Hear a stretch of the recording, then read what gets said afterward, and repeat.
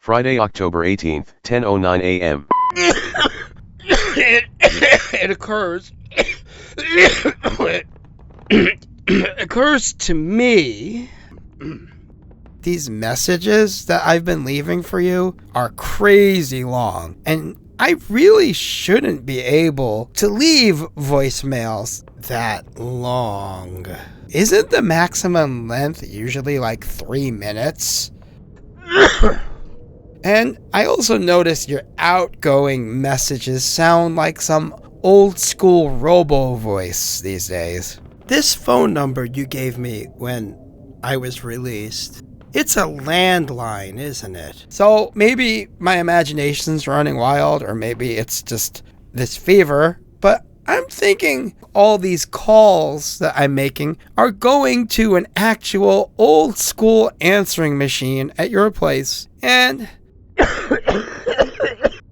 I hope this isn't true, and it might be the fever talking, but it feels true. I think, Miss Barnes, that you're listening to all these messages as I'm leaving them. I can hear your voice. Keep talking. I'm trying to find you. I think you're hearing me struggle, and you just listen and say nothing and do nothing. You know, either way, someone's listening to these messages. How long have I been here in the dark? I'm scared, Ryan. Maybe someone who'd be happy to see me isolated and suffer a bit more. Something's following me, Ryan. Or worse, someone is just erasing them all and never playing them. I went upstairs.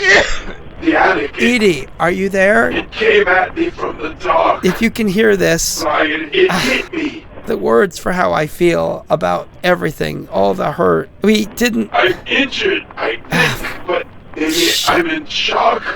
Fuck it. No. No one's listening to these. No, I felt it. It was rushing at me. I'm alone. I feel it coming closer, Ryan. I'm in hell. It's following me. I can't tell from where it's coming, Ryan, but I know it's close. So really, Please come up here and get me, Ryan. no one's going to pick up Get me out of here, please. after all that. Please, Ryan. Why do I even bother to try? Friday, October 18th, 9:37 p.m. Hey, Miss Barnes. I think I called you earlier. The phone says I made a call. I don't remember it. This fever thing is kicking my ass. Woke up drenched in sweat. I got a lot of growing concerns. I'm starting to run out of things to eat. And I tried to call into town. Not even 911 is working anymore. I can't reach Mr. Briggs. I can't reach my parents. I can't reach anybody I know. But this is the thing. Your number is the only one, the only call that ever goes through. I mean, if I were going to let myself be paranoid, I'd say that's pretty suspicious. But I guess that's what happens when you just sit alone with your thoughts for so long. Being sick and unable to make any progress is really getting to me. I need to do something. I hope you don't mind, but I've been looking through those books up in the attic, the ones I found in the magician's room. I gotta admit, it's a little uncomfortable being close to that black steamer trunk. I know it's not haunted, I know it's not alive, but the fact that it moved, it's almost worse that I didn't see it move, you know? My eyes are always on it, kinda obsessing about it, I know. Had a bad dream about it too. I dreamed I was locked up in a box and I was starving, and I was able to squeeze my hand out little holes in the box and grab, well, it's gross, but I was able to grab little animals. I was able to grab like rats and pigeons and crush them and eat them. And I never felt like I got enough to eat. And it was freezing. Yeah, it's just because I'm sick and I'm stressing out because food's running low. That's what it is. I never know when to shut up, do I, Miss Barnes? I'm sorry.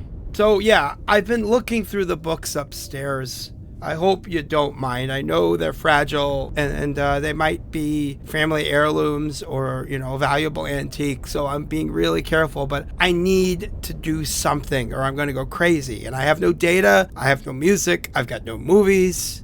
I got no one to talk to. So I'm reading the books. And if you don't want me to read the books, you can call me and tell me not to read the books. And I'd be very happy to hear from you. End of messages.